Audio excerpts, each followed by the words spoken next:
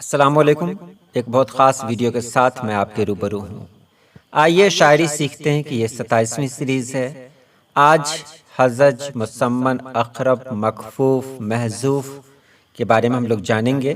مفعول، مفاعیل، مفاعیل، فعولن، یہ فلمی نغموں اور مشہور غزلوں کی مدد سے بتایا جائے گا جو یقیناً اچھا لگے گا۔ تو چلیے ویڈیو شروع کرتے ہیں۔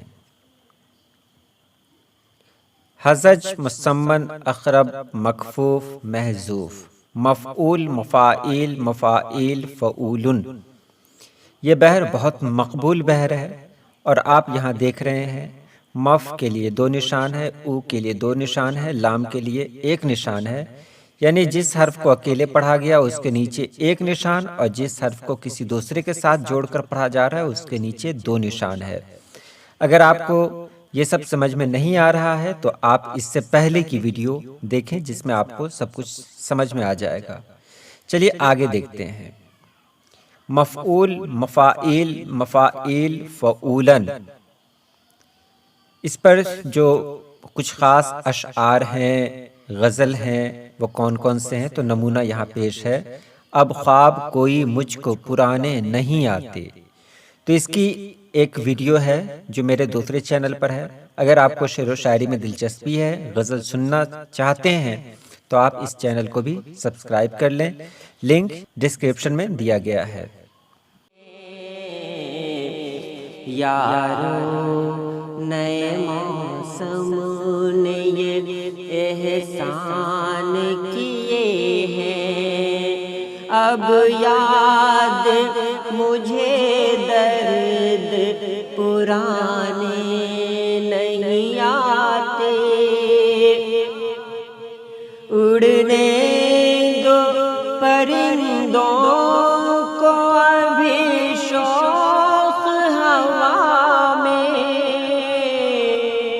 اڑنے دو پرندوں کو ابھی شوق ہوا میں، پھر لوٹ کے بچپن کے زمانے نہیں آتے۔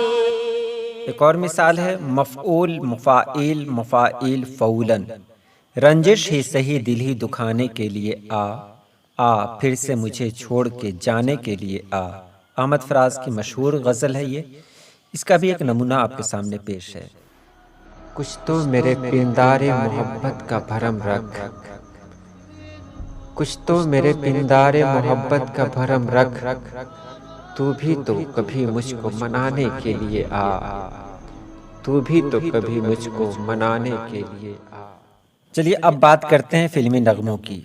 رفیع صاحب کی آواز میں بہت مقبول ایک نغمہ ہے، کیا کیا نہ سہے ہم نے ستم آپ کی خاطر، یہ جان بھی جائے گی صنم آپ کی خاطر۔ تو آپ اس کی تختی کر سکتے ہیں، یہ بالکل اسی بحر میں ہے۔ میں آپ سے کہوں گا کہ اگر آپ ویڈیو دیکھ رہے ہیں تب اس کو تفریحاً لیں، یعنی کہ کوئی بھی کام کریں انجوائے کرتے ہوئے کریں تو اچھا لگے گا۔ جب آپ اس کی تختی کریں گے تو بہت اچھا لگے گا آپ کو، تو اسے مطلب ایک بوجھ نہ سمجھیں۔ یہ مصرع لیں، کوئی ایک مصرع لیں اور اس پر اس کی تختی کر کے دیکھیں، دیکھیں کتنا اچھا لگتا ہے آپ کو۔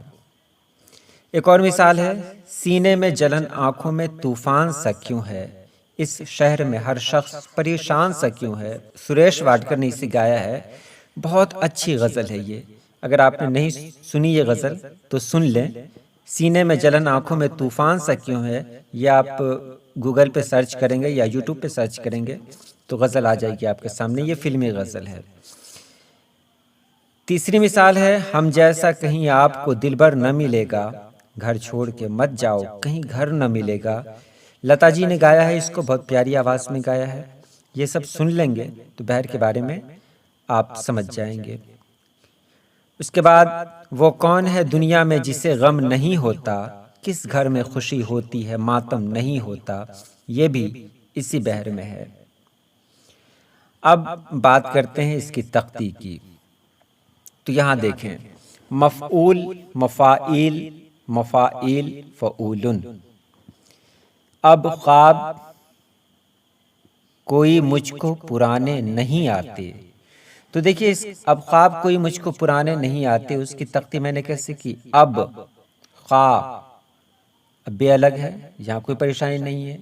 کوئی، تو یہاں کوئی میں کوئی سیدھے پڑھ رہے ہیں ہم، کوئی یعنی کاف پر پیش دے دیں گے تو کام چل جائے گا. تو کوئی، میں نے پہلے بھی کہا تھا جس حرف کو ہم مکمل نہیں پڑھتے ہیں اس کو تختی میں بھی اسی طرح استعمال کریں گے. کوئی، مجھ کو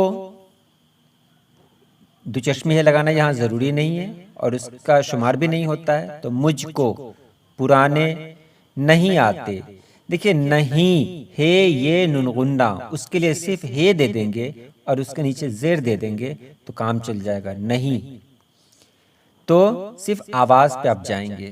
آتے، جہاں پر مد ہوتا ہے وہاں پر دو حروف کا استعمال ہوتا ہے. تو آتے یعنی دو حروف ہوا اور تے کے لیے الگ. تو یہ بیٹھ گیا پورا مفعول، مفاعل، مفاعیل، فعولن پر. اور احمد فراق کی جو غزل ہے رنجش ہی سہی دل ہی دکھانے کے لیے آ، تو آپ اسے دیکھیں رنجش ہی، یہاں پر بھی کہیں گے کہ یہاں پر یہ کا استعمال نہیں ہوگا کیونکہ اگر زیر دے دیتے ہیں تو کام چل جاتا ہے. رنجش ہی سہی، ہی آپ پڑھ کے دیکھیں، ہی کی آواز بالکل ہلکی آ رہی ہے اور وہ زیر کے ساتھ آ رہی ہے. رنجش ہی صحیح، صحیح ہوتا ہے لیکن آپ جانتے ہیں کہ صحیح پڑھا جاتا ہے. دل ہی دکھانے کے لیے آ، تو یہاں پر آپ نے دیکھا دکانے صحیح ہے، دو چشمی کا استعمال نہیں کیا، کرنا بھی نہیں ہے. کے لیے، کے کو میں نے یہ کو ہٹا دیا ہے، صرف کاف لکھا ہے کیونکہ یہاں پر اگر زیر دے دیں گے تو کام چلے گا. کاف زیر کے، تو کے لیے، لام زیر لے. اور حمزہ کا اگر استعمال ہوگا تو وہاں پر بھی حمزہ کے لیے الف کا استعمال ہوتا ہے. لی اے اور آ، دیکھ رہے ہیں آپ، اس کو دیکھیں گے تو آپ سمجھ جائیں گے.